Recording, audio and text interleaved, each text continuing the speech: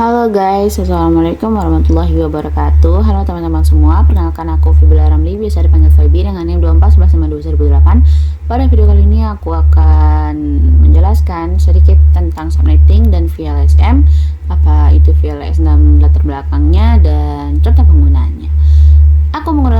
Aku buat video ini untuk memenuhi tugas dari mata kuliah Jarkomdat atau Jaringan Komunikasi Data. Nah, yang pertama itu apa sih subnetting itu? Subnetting itu intinya membagi satu jaringan IP yang besar menjadi beberapa jaringan yang lebih kecil. Ini bertujuan untuk agar penggunaan alamat IP itu jadi lebih efisien dan jaringan lebih mudah dikelola. Oke, ini sangat formal ya. Misalnya, kita memiliki satu blok IP besar, tetapi dalam kenyataannya setiap bagian jaringan memiliki jumlah host yang berbeda. Subnetting membantu kita membaginya sesuai kebutuhan. Apa sih masalah yang akan terjadi tanpa subnetting? Jika satu jaringan besar dibiarkan tanpa pembagian, maka broadcast akan menyebar ke semua host. Kinerja jaringan jadi lambat. Lalu manajemen jaringan jadi sulit. Nah, makanya diciptakan sesuatu yang bernama VLSM atau Variable Length Subnet Mask. VLSM itu teknik subnetting yang memungkinkan kita melakukan subnetting atau pembagian tadi dengan ukuran subnet yang berbeda-beda sesuai kebutuhan jumlah host masing-masing jaringan. Dengan kata lain, VLSM membuat kita bisa lebih efisien dalam penggunaan IP, terutama ketika jumlah host tiap jaringan tidak sama. Apa sih latar belakang dari menggunakan VLSM ini? Masalahnya itu, jika kita menggunakan subnetting biasa, semua subnet memiliki ukuran yang sama. Tetapi kenyataannya, misal jaringan A butuh 50 host, jaringan B butuh 20 host. Kalau semuanya dibuat sama, akan banyak IP terbuang. Inilah kenapa VLSM dilakukan. Intinya, VLSM ini adalah generasi kedua dari FLSM atau Fixed Length Subnet Mask. FLSM ini itu tuh bisa subnet, tapi sama rata gitu pembagiannya, jadi tidak efisien gitu, karena kan kadang satu jaringan butuh dikit aja, satu jaringan butuh gede tapi kalau sama FLSM itu tuh sama rata, jadi boros. Makanya diciptakanlah VLSM biar dia lebih bisa menyesuaikan dengan departemennya. Nah, aku ada contoh kasusnya sebentar.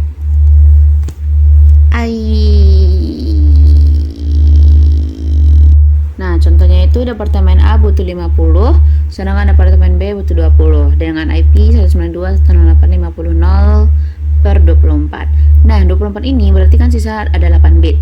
Berarti itu adalah 2/8, jadi ada 256 IP yang maksimal yang bisa kita pakai.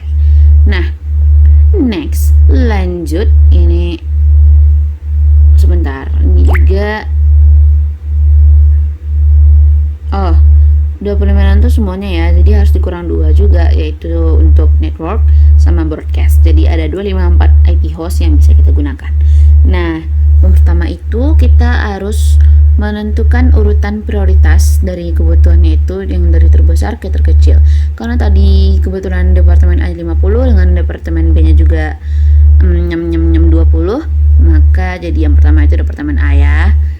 Oke, sudah sesuai. Oke, selanjutnya kita ke alokasi.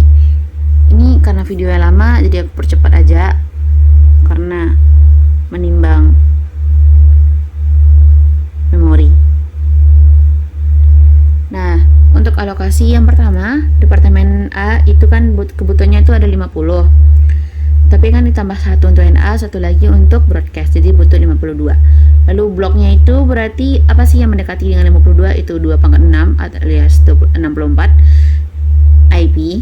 Nah, untuk nentuin prefixnya itu, karena ini adalah 2/6, berarti kan 32 kurang 6 berarti 20. 32 kurang 6 26. Ya, ini lagi nunggu videonya. Cepat. Oke.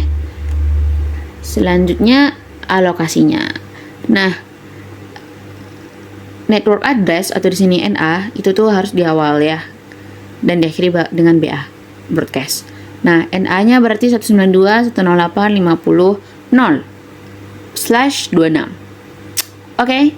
Lalu selanjutnya house, itu tuh bisa, ini adalah berapa sampai berapa yang bisa digunakan. Rentangnya itu 192, 108, 51 sampai dengan 192, 168, 50 titik. Aduh, loading lagi dia. Cepat 62. Oke.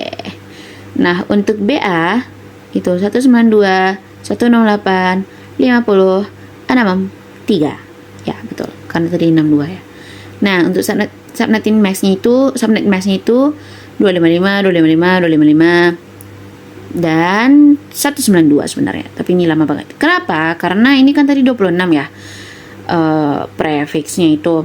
Berarti kan di oktat yang terakhir itu ada 2 pangkat 7 sama dengan 2 pangkat 8, 2 pangkat 7. 2 pangkat 7 dengan 2 pangkat 6 ditambah jadi 192 seperti itu. Oke, lanjut ke